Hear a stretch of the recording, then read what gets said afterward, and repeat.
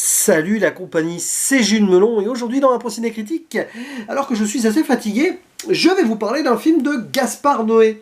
Et à l'instar de ma relecture d'Irréversible il y a quelques semaines, eh bien ouais, je me suis fait ce métrage un petit peu dans un état second, comme quoi en fait maintenant, dès que je vais me découvrir un Gaspard Noé, je vais pas forcément être au top de ma forme, peut-être que c'est comme ça que ça fonctionne, bref.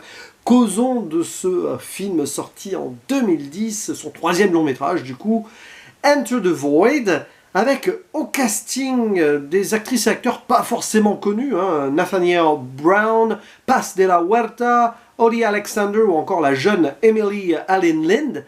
Et il s'agit d'un drame psychédélique, ce film, d'un métrage profondément existentiel, philosophique, visuel, transcendantal, que dis-je, qui va nous montrer la vie, et la mort surtout, d'un jeune homme qui vit à Tokyo, qui s'appelle Oscar, avec sa sœur et tout, et qui un beau soir, alors qu'il allait chercher de la drogue, parce que oui, c'est un junkie, bon, c'est compliqué, hein, eh bien il va se faire abattre par la police, après un appel qu'il a dénoncé, mais pas forcément, enfin bon bref, on apprendra, ouais, il y a des trucs dans le film qu'on apprendra, mais c'est pas le plus important, puisque ce que nous allons voir dans ce film, c'est le voyage astral, la projection extracorporelle post-mortem de Oscar, qui va donc se voir décéder et naviguer entre les rues de Tokyo, à passer à travers les murs, les néons, les lumières, et même à voyager dans les flashbacks de sa vie, ses souvenirs, ses réminiscences, comme ça, jusqu'à la fin du film. Et il va pouvoir donc visualiser ce qui se passe, témoigner de certaines choses sans pouvoir agir. Hein. Ce n'est pas un fantôme, c'est vraiment une sorte de projection, voilà, tout simplement. Et c'est un film que Gaspard Noé a adapté, plus ou moins, du livre tibétain des morts, qui est présenté au début du film par un des potes de Oscar. Alors c'est quoi le nom du truc? Le Bardo Todol. Voilà, je ne sais pas si je prononce bien, hein. J'ai pas fait tibétain en LV4, ni en LV10 d'ailleurs. Mais oui, c'est une relecture du livre tibétain des morts, façon cinéma, dans un Tokyo très réaliste, très noir, très sombre, hein, avec la drogue, les stripteaseuses, tout ça. C'est triste, quoi, un petit peu comme atmosphère. Et pour une vie qui ne l'est pas moins, parce que Oscar et Linda, bah, on va apprendre dans le film quand même qu'ils ont eu un passé difficile, qu'ils ont été séparés et qu'ils se rejoignent là, eux qui s'étaient promis justement de ne jamais se quitter, et même de mourir ensemble, voire même de ne jamais mourir. Alors, vous pouvez imaginer que la mort du grand frère va plonger la petite sœur dans un état compliqué. Et c'est un film qui va au-delà du cinéma, hein, un petit peu comme Irréversible. Il y a énormément de liens qu'on peut faire entre les deux métrages, comme si Enter the Void se déroulait dans le même univers, comme si c'était une sorte de suite ou de spin-off parallèle, avec ces plans un petit peu aériens, avec la caméra qui virevolte au-dessus d'un milieu nocturne, hein, comme dans Irréversible.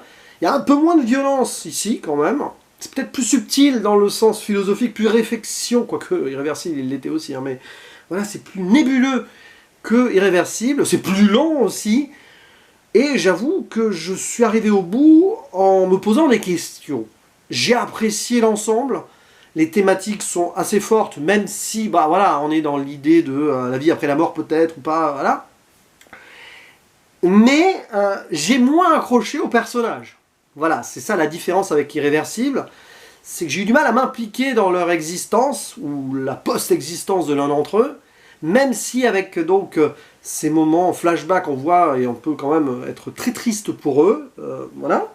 Mais j'ai été moins dedans à ce niveau-là, par contre, par rapport à l'atmosphère, par rapport donc aux questions existentialistes que cela pose, c'est un film qui est assez bluffant, et surtout tu ressors de là vidé. Voilà, j'étais déjà pas forcément, donc, comme je le disais, en pleine énergie, et là j'ai l'impression que ce film a aspiré certaines ressources en moi, les dernières peut-être, non, parce que je fais cette vidéo quand même quelques heures après, j'avoue, après j'ai un peu plané, hein, mais petite balade et tout, tranquille. Et voilà, comme quoi on peut aimer un film par rapport à ses thématiques et tout en étant peut-être à côté de certaines choses. À certains moments, j'ai l'impression que, à l'instar d'Oscar, donc le personnage principal, je suis sorti du film et des personnages et j'ai voilà, virevolté par-dessus comme ça et traversé le visionnage parfois comme un fantôme sur certaines séquences peut-être un peu longues. Oui, c'est du psyché, hein, dès l'intro avec le générique épileptique, hein, stroboscopique, lumière, parfois on voit des trucs kaléidoscopiques, je ne sais pas, oui voilà on dit ça comme ça hein, à peu près, qui probablement sont des visuels du livre tibétain des morts, enfin voilà, il y a des trucs comme ça, je n'y connais pas grand chose à ce niveau-là, mais c'est l'idée. Et parfois, le fait est que je me dis, au final, oui, c'était excellent sur le principe, sur le plan technique, on va y revenir, c'est magistral, clairement, mais peut-être un peu too much dans l'excès sur une histoire qui, avec la même force, selon moi, aurait pu tenir sur 2 heures environ. Notamment sur la fin, où il y a des redondances, il y a même des images qui reviennent, hein, comme quoi ce film est une boucle, mais la vie aussi est une boucle, c'est l'histoire ici. Hein. On vit, on meurt, on renaît, plus ou moins, hein, grosso modo, j'en dis pas plus, mais c'est un petit peu l'idée. Il y a beaucoup d'effets. Parfois, une fois qu'on les a vus, ces effets, qu'on comprend l'idée, peut-être un petit peu trop, et c'est tout simplement sur les déambulations des personnages que Oscar voit, donc sa sœur, son pote Alex, un autre ami qui s'appelle Victor, les parents de celui-ci, sachant qu'Oscar a couché avec la mère de Victor, on le voit très vite, blablabla.